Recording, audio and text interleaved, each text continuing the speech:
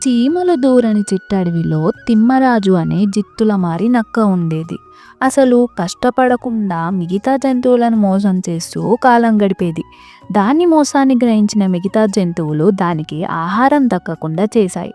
కష్టపడడం చేతగాని ఆ నక్క ఆకులు తింటూ ఉండేది. కొన్నాళ్లకు బక్క చిక్కిపోయి నడవలేని స్థితికి వచ్చింది.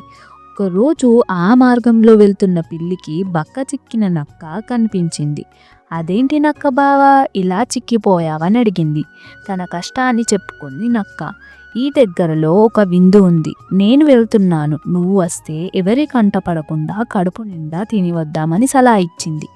పిల్లితో వెళ్ళిన నక్క అక్కడ ఆహారాన్ని కడుపు నిండా తిని పిల్లిని ఇంటి వాళ్లకు పట్టించాలనే ఉద్దేశంతో ఊలపెట్టింది.